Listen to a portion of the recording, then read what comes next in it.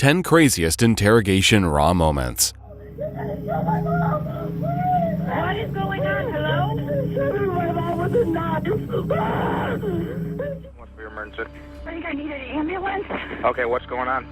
The truck fell on my stepson.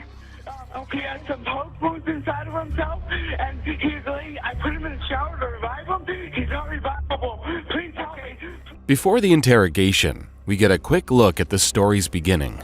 Here we can hear Megan Zanella, a 13-year-old, making a 911 call saying her sister is stabbing their mom. What's your emergency? What is going on? Hello? Sabrina Zunick, an adopted foster child and Megan's sister, says at first she didn't recall anything from last night. Yesterday? Getting done with my homework? I don't know. And that's it. The officers already know she did it, and they ask her about the relationship between her and Lisa, her foster mother. About with Lisa, how you feeling with her? Mainly because I've never been the best. She's never seemed to like me, and she's been wanting me out of the house. After 6 months, Sabrina reveals the details and the motive for her crime. Her foster father, Kevin, was involved. The opening scene shows us a caller saying a young man has been shot in the corner store lot. I need an emergency right now. The shooting at the corner store next to CVS. Okay. An officer comes to the house where the young man's brother lives to inform him about his death. They learn some valuable information. The police now have a solid suspect, Nick, and he's already showing signs of guilt in the interrogation room. Now, when you were stopped, you had a couple of guns on you? I was going to go to the shooting range. I just turned the corner, and the lights went on. Okay. Nick is asked why his truck was at the murder scene that night. He decides to deny his presence at that parking lot. But you were there. I wasn't there. You were. How do you know that? Video cameras? The investigator decides to be a bit more aggressive, and Nick backs off, showing his anxiety. Suddenly, Nick decides to confess cold blood and describes the incident in detail. That's very... Yes. Okay? That's straight up honesty. Okay? He deserved it. Here's what Sergeant Amy Parsons had to say. It was a whodunit. And within hours, we had the suspect in custody, we had a confession, we had him charged, and he was on his way to jail. A witness at the crime scene makes a 911 call. A post office driver has been shot. Yes, I need paramedics and police. I'm at 30 eastbound. I need somebody here real quick. Jessica Thomas comes forward to witness in an interview what happened that night. Her friend Donnie shot the postal truck. Here's how. Kind of leaned out a little bit to where his head and his right arm was sticking out of the window. How many shots did you hear? Roughly about 3. And all 3 shots came from the gun that you saw Donnie hold. Correct. Detective Walton is going to be conducting this interrogation. Donnie says he was half drunk and doesn't remember anything. It's foggy. I don't remember stopping nowhere. After we left the bar, I don't remember stopping nowhere. Okay. Huh? Can't remember stopping nowhere else. Okay, so I'm like really half asleep, I'm like so faded. Detective Walton puts him in a tight spot. Walton manages to get a confession from Donnie. Was it just because you thought he was trying to cut you off, or what was it? No, I mean, at the same time, look, I ain't trying to make no excuses. I did what I did. Yeah. Gotta face the consequences. But I was intoxicated. Body cam footage shows us how officers found a deceased female body. Go down this hall. We got one down, shell casing on the floor. The victim is Laura, who had a 13-year-old daughter. Here we can see what her friend thinks about her. It's like this ray of sunshine. She wanted to just make the world a better place. 2 out of 4 female murders are committed by the significant other. Detective Hernandez wants to see if this is the case. This did not appear to us to be a random attack. Somebody wanted her dead. Detectives moved on to the 2 workers that Laura's husband is close to. One of them, Jesus, is suspicious. And he texted me, don't be late, whatever. Don't be late to 8 o'clock. We were gonna meet up at Home Depot. Which one? In Dallas. Jesus knows something about the murder and is involved. While Jesus is in Florida, James, the other coworker, confesses how the whole thing went down. You're my friend, right? I'm trying to be your friend. I'm the best friend you have in the whole freaking world. Should I go get your pen and paper? So how does it kick off? Both Laura's husband and Jesus were sentenced to life in prison. The police dispatch received a call about a possible body wrapped and thrown on the side of the road. The dead body was identified, and it was Charles Locke. You could still see that the fingerprints were intact. So we had crime scene taken inked impression, and they were able to ID him as a Charles Locke. Locke's neighbor was the first possible witness, or maybe a suspect. He was brought in for an interview. This is the neighbor's base explanation of their relationship. How long have you known Charles for? We met him a little bit after we moved in. We talked to him a couple of times, but then we didn't really start talking to him until when his wife left him. The investigator finds pools of blood in Locke's house. The crime scene is found. The investigator has a theory why Locke's neighbor might have killed him. As the investigators are going through the house, there was evidence that indicated Mr. Locke might be living an alternative lifestyle. Their theory worked, and the neighbor starts telling them what happened. Tell me what happened, buddy. I ain't here to mess you up or anything, man. I need to know what happened over there. He tried to kiss me. He pushed him down. I don't think he hit his head on the, I don't know what it was.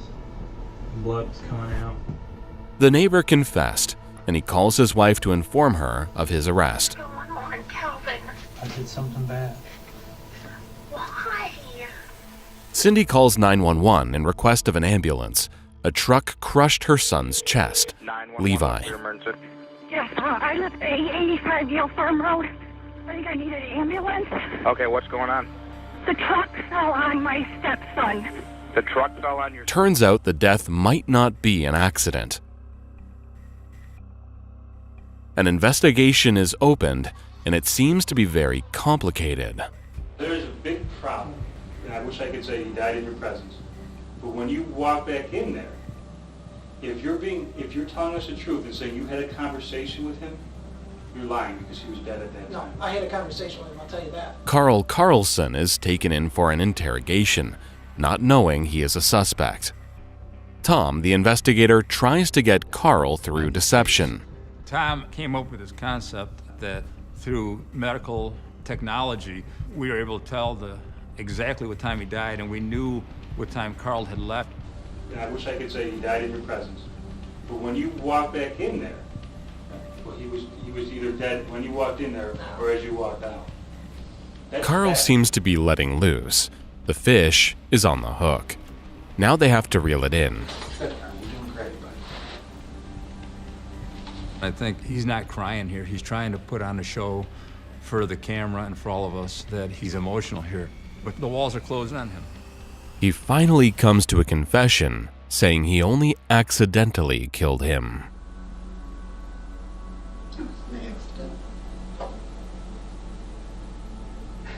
I opened the truck door. Okay. When they did it. Ryan makes a 911 call and says his boyfriend is unresponsive. My boyfriend's unresponsive. He has some poke wounds inside of himself, and I put him in a shower to revive him. He's not revivable. Please help me. We get a brief description of the bloody and messy apartment. There was an altercation. Ryan was brought to the police station. He barely calmed down. Oh my God, Mama.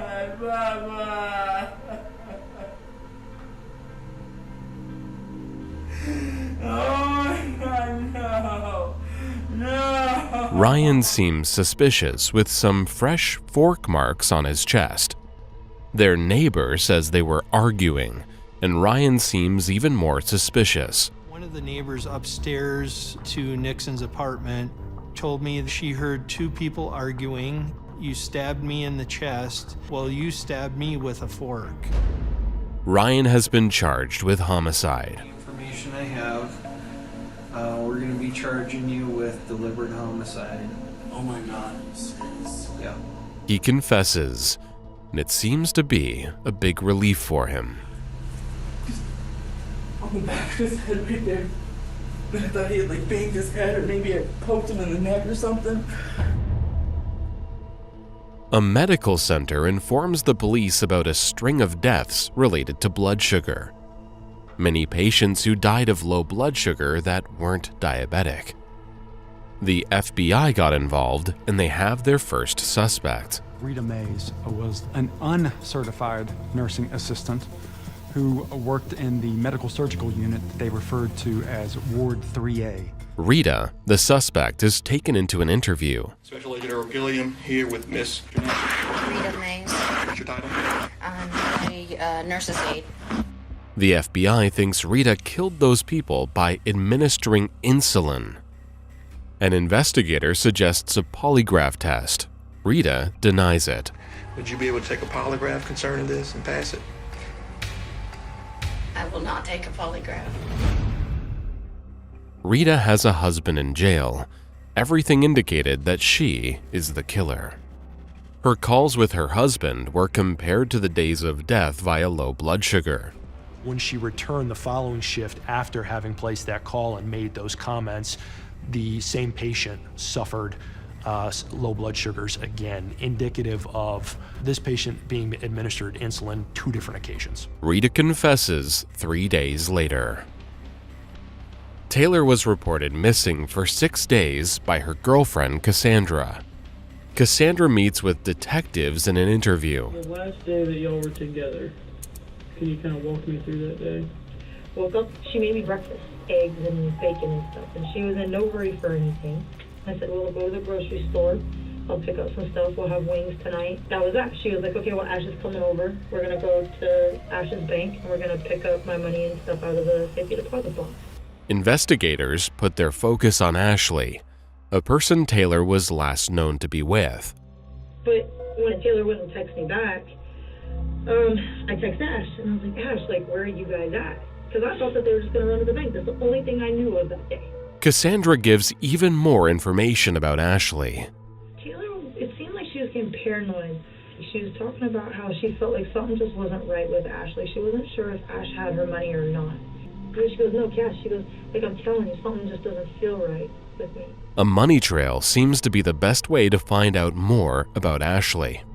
That interview was huge because Cassandra said that Taylor had given Ashley money. The money was the biggest red flag that shifted this from a missing person to very suspicious activity, potentially a homicide investigation. Looks like Ashley took the money and faked a signature. Ashley has been taken into an interrogation room. Before we ask you any questions, you have the right to remain silent. Anything you say can be used against you in court. You understand that? The investigator changed to a more offensive tactic. Has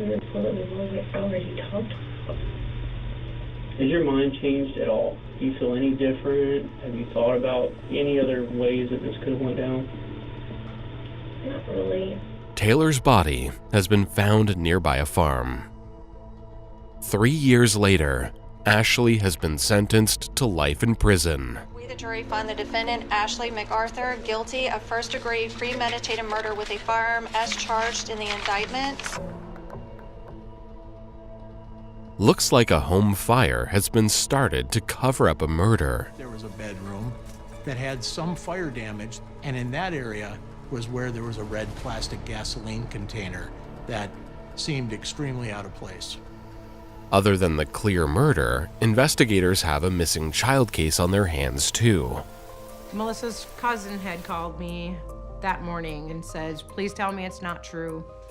And I was like, what are you talking about? And she goes, Melissa's house is on fire. And I'm like, what? My daughter is over there. Investigators get information about a man, Jake, Melissa has been seeing. Jake seems to be the killer and kidnapper. He denies a relationship with Melissa. Yeah, did you hear about the fire? Yeah. Okay. I do know that lady, actually. And what's her name? Melissa Norby. If that's right. When's the last time that you've seen her? Like 6 or 8 months ago. Also, no. The police uncover cellular data information about his locations. They found a camper van at the end of the trail. The missing 5-year-old girl was found alive and well in the camper van. Do you remember what Missy's friend looked like? What kind of car does he have? Wait, and it has a name.